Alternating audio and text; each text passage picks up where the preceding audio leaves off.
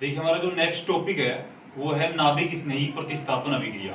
नाभिक स्नेही प्रतिस्थापन अभिक्रिया जिसके अंदर अगर हम एलिफेटिक की बात करें सबसे पहले CX बंध की अगर एलिफेटिक के रूप में हो तो वह एल्किल हैलाइड, और अगर एरोमेटिक की बात करें तो हम कहेंगे एरिल हैलाइड। तो एलिफेटिक वाले जो होती हैं और एरिल हैलाइड जो होती हैं, तो एरिल हैलाइड है वो कम क्रियाशील होती है।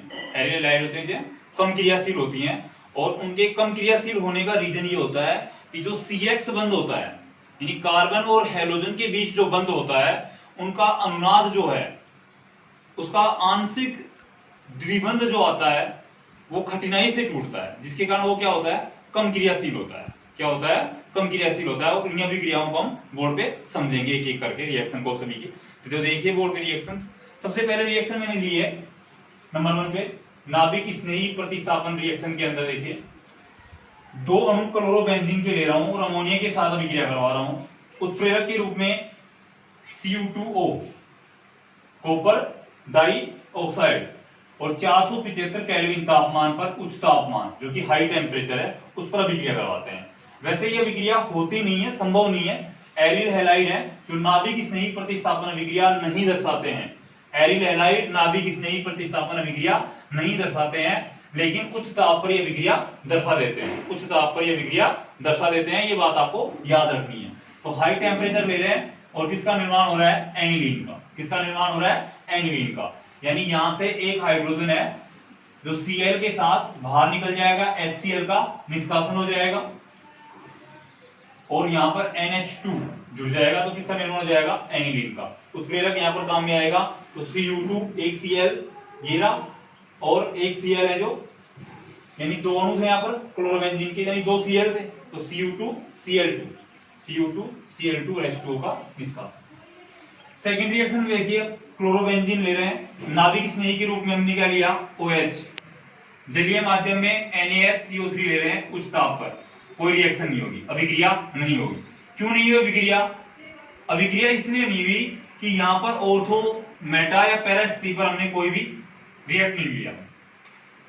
रिएक्शन नंबर 3 में देखिए आप क्लोरोबेंजीन लिया, लेकिन साथ के अंदर हमने यहां पर क्या जोड़ा ऑर्थो स्थिति पर नाइट्रो जोड़ा NO2 समूह।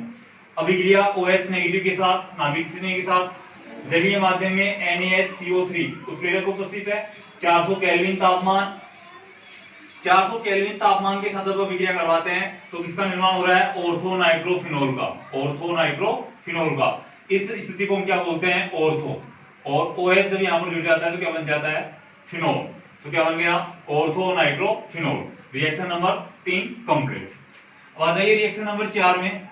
तो रिएक्शन नंबर 4 के अंदर देखिए ortho para dinitrochlorobenzene ले रहे हैं, यानी NO2 ऑर्थो स्थिति पर जुड़ा हुआ है और पैरा पे भी जुड़ा हुआ है क्लोरोबेंजीन के। OH के साथ अभिक्रिया करवाते हैं जलीय माध्यम में NaHCO3 की उपस्थिति में। तापमान कितना ले रहे हैं 370 केल्विन। तो हमें क्या प्राप्त हो रहा है ऑर्थो पैरा डाई नाइट्रोफिनोल। कुल मिलाकर क्या हो रहा है यहाँ पर Cl का जो Cl है उसकी जगह पर OH अटैक कर रहा है। Cl की जगह पर कौन अटैक कर रहा है OH अटैक कर रहा है, और हमें उत्पाद के रूप में हमें ये प्राप्त हो जाता है, इसकी हो जाता है। रिएक्शन नंबर 5 में देखिए अब टिक्रिल क्लोराइड लेते हैं, यानी तीनों सिचुएशन पर क्लोरोबेंजीन तो है, ऑर्थो पैरा और मेटा तीनों के ऊपर NO2 जुड़ा हुआ है। OH नेगेटिव की उपस्थिति में अभिक्रिया करवा रहे हैं, जलीय माध्यम ले रहे हैं NaHCO3, तापमान है 300 केल्विन ले रहे हैं, उच्च तापमान ले रहे हैं। अब यहां पर क्या होगा ClOH, इनका स्थानांतरण होगा ClOH, तो OH यहां पर आ जाएगा, बाकी NO2 अपनी स्थिति पर है। ये किसका सूत्र है पिक्री कमल का। किसका सूत्र है ये पिक्री कमल का, जिसका IUPAC नाम क्या होगा 2,4,6 ट्राई, 3 बार आ गया ना, ट्राई नाइट्रोफिनोल, ये इसका IUPAC नाम हो जाएगा। IUPAC नाम कई बार आ जाता है एग्जाम बोर्ड के अंदर कि पिक्री कमल का IUPAC नाम लिखिए, तो ये आपके IUPAC नाम है। उसके बाद आपके टॉपिक है हैलोजन व्युत्पन्नों की क्रियाशीलता का क्रम, कि हैलोजन व्युत्पन्न है उनमें सबसे ज्यादा क्रियाशील कौन है और सबसे कम क्रियाशील कौन है। तो सबसे कम क्रियाशील है एरिल हैलाइड।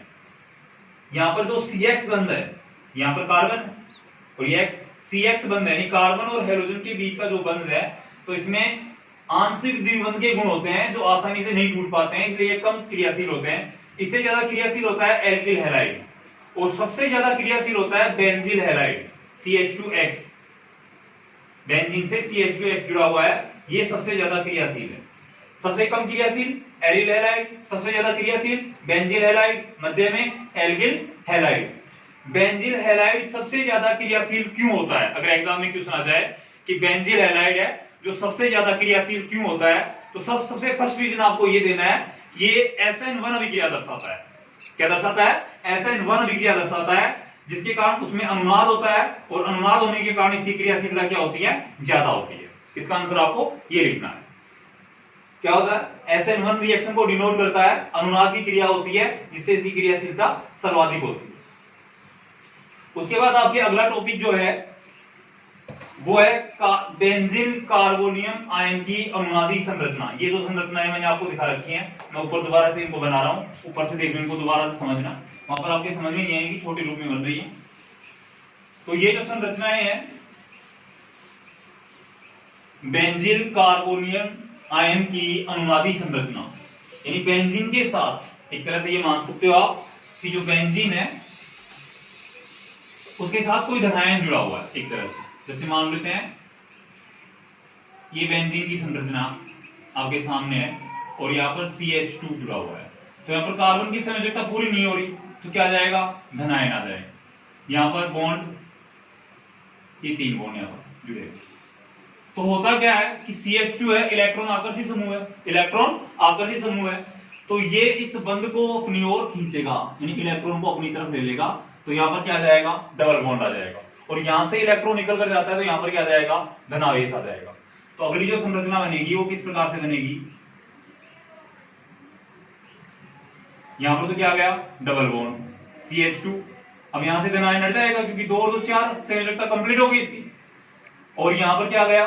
धनावेश, सिंगल बॉन्ड, यहां पर भी सिंगल बॉन्ड। नेक्स्ट जो संरचना बनेगी वो संरचना किस प्रकार से बनेगी? आप खुद देख सकते हो कि धनावेश को संतुलित करने के लिए, धनावेश को संतुलित करने के लिए ये जो इलेक्ट्रॉन है या बंध है वो यहां पर जाएगा इसको संतुलित करने के लिए, तो यहां पर डबल बॉन्ड हो जाएंगे, यहां पर डबल बॉन्ड से CH2 जुड़ा हुआ है सब में, यहां पर डबल बॉन्ड हो जाएंगे और यहां पर क्या जाएगा? धनावेश। यहां पर क्या गया? धनावेश। अब इस धनावेश को संतुलित करने के लिए ये इलेक्ट्रॉन अपनी जगह छोड़कर यहां पर आएगा अगली संरचना में।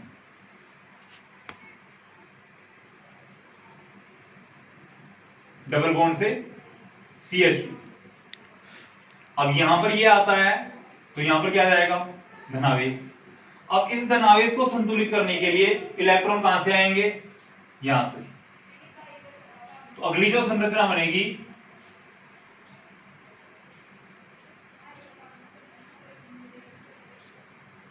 डबल CH2, क्या गया? सिंगल बॉन्ड, वापस से धनायन, यहां पर डबल बॉन्ड, यानी जो पहली संरचना थी हमारी सेम ये संरचना हमारे पास आ गई वापस से। तो ये किसकी अनुनादी संरचना है? बेंजील कार्बोनियम आयन की अनुनादी संरचना है। किसकी है? बेंजील कार्बोनियम आयन की अनुनादी संरचना, अनुनादी संरचना। क्लियर है यहां तक? इसके बाद आपका जो अगला टॉपिक है वो अगला टॉपिक आपके है जो है फ्रियोन, जो कि आपके 10th क्लास में भी सब बच्चों ने पढ़ा होगा फ्रियोन टॉपिक के बारे में।